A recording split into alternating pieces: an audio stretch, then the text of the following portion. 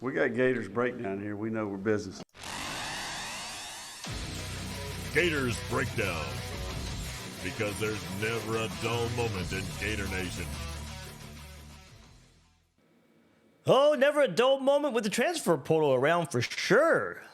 Here we are on Gators Breakdown. I'm your host, David Waters. You can find me on social media at GatorDave_SEC. A little behind, but still could probably label this breaking news. Florida Gators defensive lineman DeAndre Robinson is entering the transfer portal. So that news came out about 2 hours ago, 2.5 hours ago. No, never mind. About 3 hours ago. It was about 8 o'clock. So about 3 hours ago. I had a busy afternoon, so I had to take some time before I could come on here. And then look, I know it's the NFL draft. Believe me, I know I'm going head to head with the NFL draft. I ain't winning that battle, but I had to get something out there for you guys. So this episode won't last too crazy long. But I mean, NFL, they didn't want to play along. They didn't want to move their show tonight, so got to do what I got to do. Just doing it. So. But yeah, we'll get into it. Does it hurt? Yes. It is not massive in my opinion. Now the position it happens at, defensive tackle, nose tackle, the trenches of the defensive line, yeah, it hurts a little bit there. For sure. We knew Florida probably needed some help anyway. Makes it imperative. Florida still attacks the transfer portal here. We were talking about hitting the transfer portal at this position anyway. It's a bigger need to do that. But this isn't changing my opinion on the perception of Florida, my prediction for Florida. If you got Florida winning 9 games, this shouldn't change it. If you got Florida winning 10 games, it shouldn't change it. If you got Florida winning 7 games, it shouldn't change it. I mean, to me, that's reserved for starters. That's reserved for big impact players. When you start talking about are guys going to, now collectively, sure, I guess you could say that with some of the transfers out there of Jack Pyburn and TJ Searcy, from the edge group hitting the portal. Another guy here, another young guy, DeAndre Robinson. To me, that's where it hurts the most. It's a young guy, guy that you want to develop, guy that you want to be around the program for a while. Now, we know it's not as likely as it used to be with the way the transfer portal works and the way roster management works these days. It's still, I think, the right path. You still hit high school recruiting and try to get these guys to stick around as much as possible, but it's not as common as it was, back in the day. So you're going to have these occasions where your young guys leave, and as I said, it's kind of added a bit just because of the position that it hits at. So we'll get into all of it right here on this episode of Gators Breakdown. Hit that like button. You may not like the news, but like the work we're doing right here on Gators Breakdown.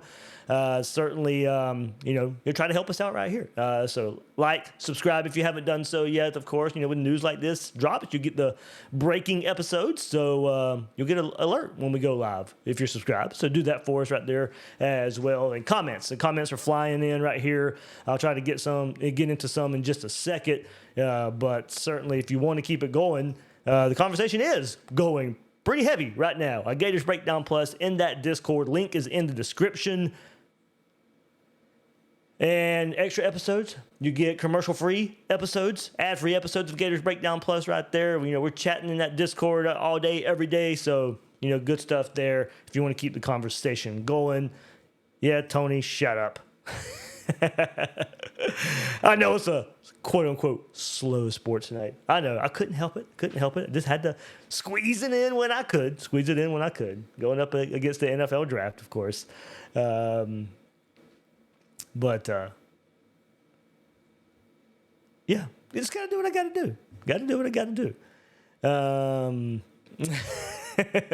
Just taking merch first. Wow. Good stuff. Okay, DeAndre Robinson hitting the transfer portal. That was first reported by On3's Pete Nakos. Of course, doesn't mean he has to leave the program entering the transfer portal. It could be, and if he does, if it goes through here, it is a blow to Florida's defensive line group. We'll go through it a little bit, not as deep as we'd like it, not as many impact players as we like, as we said. I'm not going to hide behind the fact, when we talked about this group all spring long, probably need another body there. Definitely need another body now, and hopefully that body is a high impact guy. Gators Online had projected Robinson, when they were talking, and Swamp 24/7, every other podcast out there. I mean, projected Robinson to be a pretty integral part of this team. I mean, to me, second team, if everything went right for Florida. I'm not going to hide behind the fact, I've said it all spring long, that Jamari Lyons being a staple here. And we'll get into that. But Robinson, I think, a second teamer right now, as, in his second full season with the Gators, and, probably behind Caleb Banks. So that's where, Florida having Caleb Banks come back, if Caleb Banks had went to the draft, or if Caleb Banks, for whatever reason, hit the transfer portal, that's massive. That's when I start thinking about, maybe changing my perception, my prediction of Florida. Not DeAndre Robinson. Like I said, that hurts more to me starting the 26th season. But for this season, it does hurt the depth. Sometimes you can overcome depth, sometimes you can't. It's hard to say this far away that it's going to end up, hurting Florida, that DeAndre Robinson enters the transfer portal and not part of the Gators. Former 4-star, 17 tackles last year as a true freshman. Played 11 games last season with 1 start, 17 tackles, 3 tackles for loss, 1.5 sacks, a fumble recovery, and a quarterback hurry. If you go back to kind of toward the end of last year, that's when he really made his mark, of course, at Florida State. He had a season-high 27 snaps. He had 4 tackles with 1 tackle for loss, 0.5 sack, and a fumble recovery in that game. Then in the Gasparilla Bowl, got his first career start, had 3 solo tackles in the win over Tulane. Now, remember, it was a very adventurous recruitment for Robinson. Originally from Orlando. It was a battle between Florida and Texas that whole time. He signed with Texas in that early signing period, never made it to campus, got out of his letter of intent, and then soon after enrolled at Florida. And it was a true freshman that showed some promise. Absolutely. So now, with him hitting the portal, you start looking at the depth, that defensive tackle, nose tackle. What does it look like? Who's Florida got in the mix here? Of course, Caleb Banks leads the way. Thankfully, now he came back. Now, maybe you did. Maybe you had more money to spend. I mean, Florida paying Caleb Banks handsomely there at defensive tackle. And there we go, the NFL draft. The rumor is true. I'm here in Jacksonville, so I got to keep up with it. Jags are moving up to number 2, so maybe Travis Hunter there, if you're watching live. Sorry if you're not, and sorry if you don't care about the NFL. So Caleb Banks, of course, leading the way there. Brian Taylor, another senior. Does he fit into the mix here? Was out through spring with an injury. Then Jamari Lyons. Of course, if you're looking at it from my perspective, it's Banks and it's Lyons beside each other as the starting duo. I've said that all spring. That's the ideal. Not trying to make up for a loss of DeAndre Robinson here. I've said it all spring long. As long as Jamari Lyons is healthy, that's where that's how I'm looking at that position. And the other guys are depth pieces. Now that really does. Now, if Lyons doesn't come back as healthy or doesn't live up to that reputation he was getting last fall camp, then yeah, this one does hurt even more.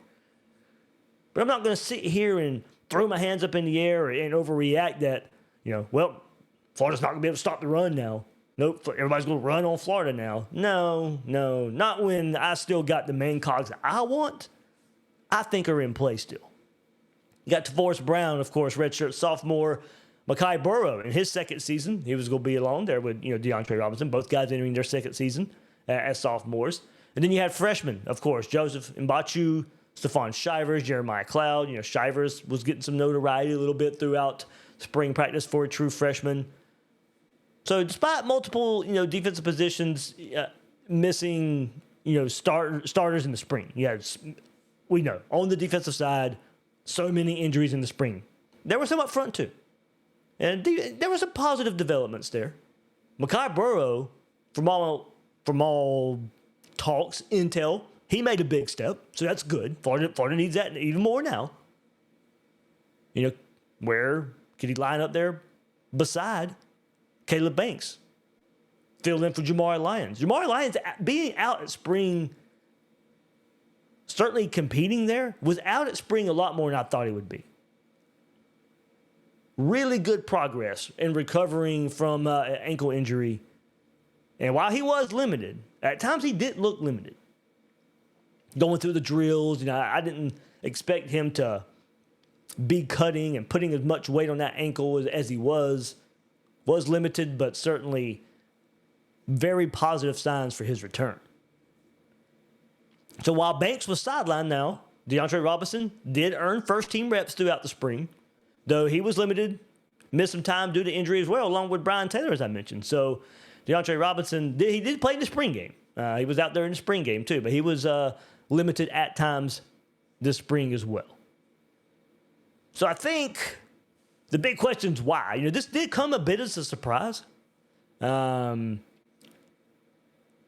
it was announced, of course, and of course everybody's asking and starts digging around and stuff, and from everything I can gather, now Hal on Twitter, of course, Gator Booster, was in my conversations a good bit there too, and from other places, he wanted Caleb Banks' money.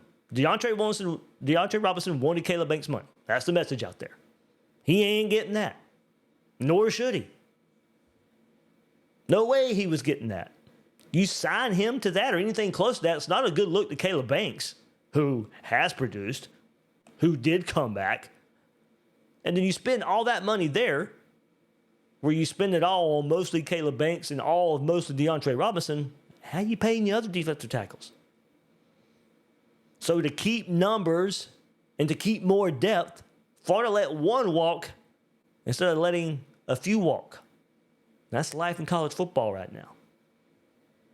Now, some teams got more money to spend. Not every team, not unlimited funds. I mean, we see surprise transfer from every walk of school right now. Some more than others, of course.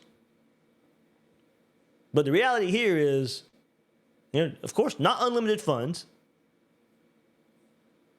But you're not going to pay DeAndre Robinson if what he's asking for is close to Caleb Banks. Ain't no way, ain't no how. Like I said, now, it does stink because you'd love to say, okay, you can pay him that so he sticks around for the future. But that's life in college football right now. Players can force the hand. Players can force the hand. Now, some schools probably going to pay more than what he was getting at Florida now. I'm sure what Florida was paying is very competitive. But I'm not sure they're going to pay him what Florida's paying Caleb Banks. And if they are, okay, you just tip your cap to him. I wouldn't do it if I was Florida. So, of course, the obvious question is maybe where does he go? And it probably sets it up. Miami, I think, is, from all I can gather, kind of the reason this may have all been happening in the first place. So look for that one. Of course, Gregory Smith and is visiting there soon as well. So maybe some ploy by Miami here and getting a couple of Gators to hit the transfer portal. Tampering happens. Florida should be doing it here too. And as I said, there's some plans for Florida in the transfer portal right now too. Florida was searching for a defensive tackle before all this happened anyway. Now it's more imperative. Going back on that pick, or on that part. Sorry, I was reading the draft over here. But plans in process. Plans in process. Now it's got to come through. If you got a plan. You had a plan before this. Now that plan has got to come through. Florida, the need for a body was a narrative anyway. Well, it definitely is now. I like some of the potential there Florida has. Jamar Lyons has to stay healthy. He has to live up to that. Makai Burrow, of course, hopefully what we're hearing from him in spring intel comes through. Much like the fall intel from last fall for Jamar Lyons. Got to come through. Second-year player. You're going to be counting on young players even more so in college football now. I mean, Robinson got some snaps last year. Burrow got some snaps last year. And because of the transfer portal and you losing your secondary players, your depth pieces, true freshmen will have to come in and play even more now. Because your depth's getting eaten away. Your depth's getting eaten away because of the transfer portal. Now, does he go start at Miami if that's where he ends up going? I don't know. And there was a big surprise at the draft. It did happen. Jags move up to 2. Travis Hunter from Colorado. Jags making a splash there with Liam Cohen in his first draft with the Jaguars. So there's the headline for the draft already. That's going to be the headline of the draft all night long. So there we go. Definitely hurts depth. Maybe a possible portal get makes up for it. With hopefully at least adequate play. Maybe the play that you were going to get from Robinson. Hopefully more production. That's a possibility as well. One more time, I think it hurts more for the 26th season. Moving forward, you'd like to have your young nucleus. And a guy in Orlando, Florida. Now we know if we go back to the recruiting part, and I said, from Orlando, Florida was always thought to be his team, his favorite team, but then went and chased a bag at Texas. Okay, that's your prerogative. But now it looks like chasing a bag to possibly Miami. So, there it is. The loyalty, we've learned it. We've learned it. Trevor Etienne, Jack Pyburn. We learned loyalty is very, very little in college football anymore.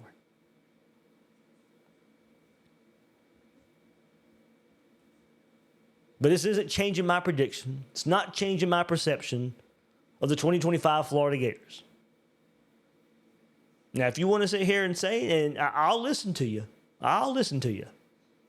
If you want to say the collective effort of the transfer portal has hurt Florida, of who they've lost, and maybe who, the little that they've brought in, maybe not being more, we'll see how it all plans out. I don't think Florida, at least, I don't know if Florida's going to bring somebody in, but there's our plans to try and bring somebody in.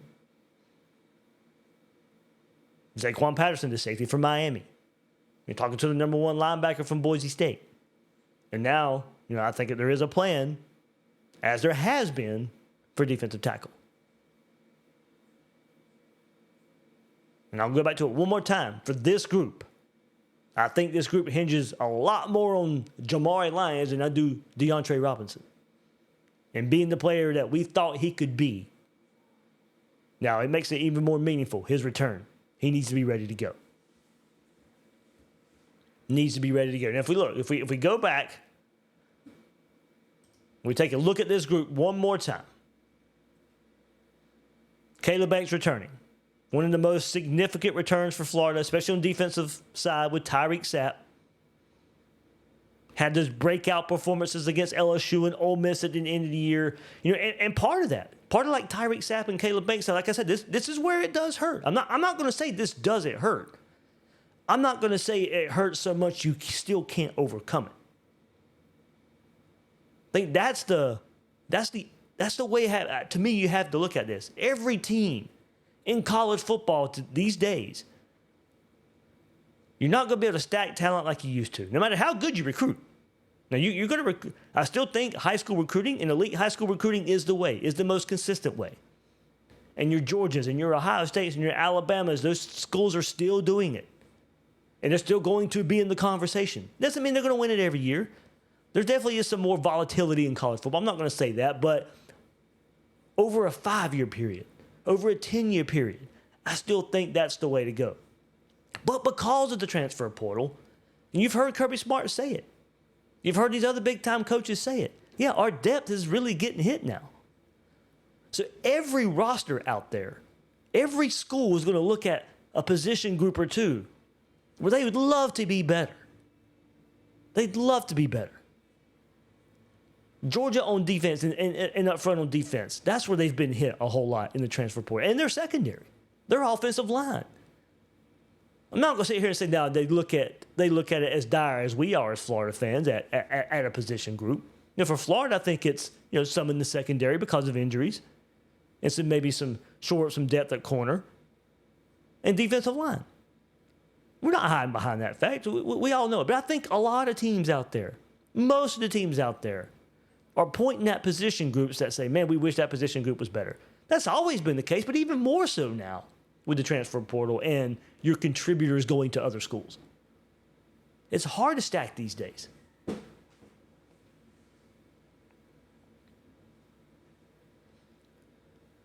But yeah, led by Caleb Banks, of course.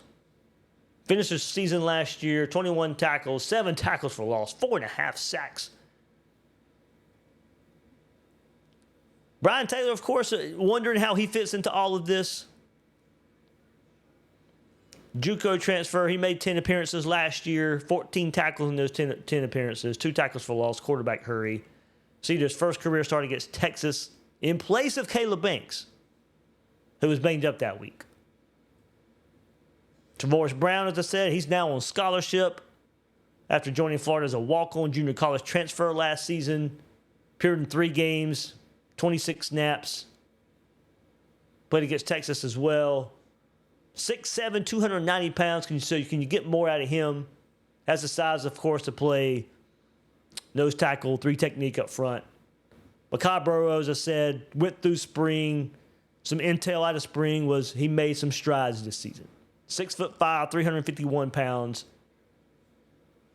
So certainly can line him up there with Caleb Banks.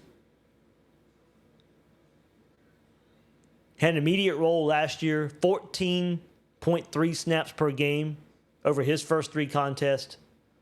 Played regularly in his true freshman year. He played in 12 games. Had depth at nose tackle. 8 total tackles in his first 3 games, and 2 more versus Tulane. Finished the season with 15 tackles. So Burrow, 15 tackles over 144 snaps. So that's the guy I think we probably should be looking for here in now having to make up for this loss of Robinson. Profiles as that nose tackle. Can move around a little bit. Then you got the newcomer, Stephon Shivers, 6'4", 385-pound true freshman. Played running back in high school as well, so don't forget that. Went through spring practice, so, and what we heard early on in the spring practice, he was doing some nice things. Jeremiah McLeod, Joseph Mbachu. Jeremiah McLeod took part in spring as well. Mbachu expected to enroll this summer. So thankfully Banks comes back. Now you hope you get a full year. And I said this when we were talking about the defensive line earlier this spring. That last month of the season, after the Texas game, when Caleb Banks is just on a tear, and that next step for him, take that and apply it for a whole season. That's what Caleb Banks needs to be in 2025. Lost Cam Jackson, lost Des Watson.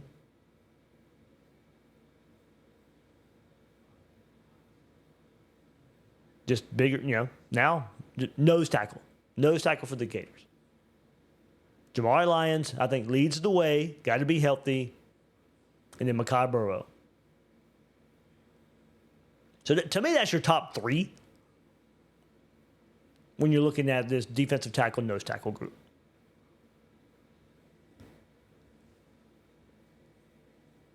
All right. There we go. Go through some comments before I sign off here. But everybody, thanks for hopping in on this NFL Draft Night live. If you're checking out the replay, okay. You didn't miss any of the draft. Or maybe you weren't watching the draft in the first place. But if you're watching live, for real, thank you much. I know it's a busy sports night with one of the most popular nights in sports. Of course, in the NFL. Of course, in football. Here with the NFL draft.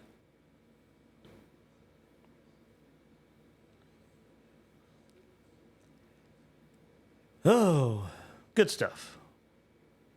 Got to most of the comments earlier. T. Chilsom, 51698 says, you're right, Dave. Didn't deserve Caleb Banks' money. Better show and prove it. George says, as long as we have DJ and LJ, all the other studs we have, I'm good. Like I said, this one is definitely, you can make up for it. Kimpo Karate, if you're not a Gator, you are Gator bait.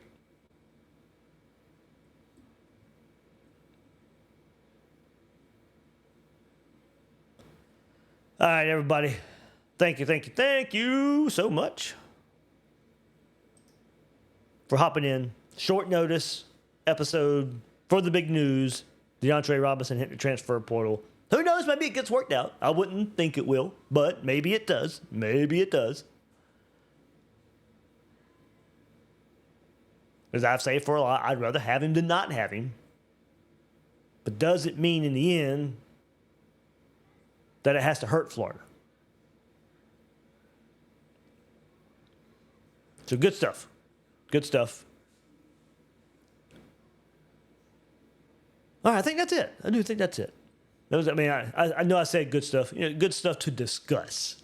Not good that it happened, but good stuff from you guys in the comments. Going back and forth a little bit. That'll do it for this episode of Gators Breakdown. I'm your host, David Waters. You can find me on social media at GatorDave_SEC.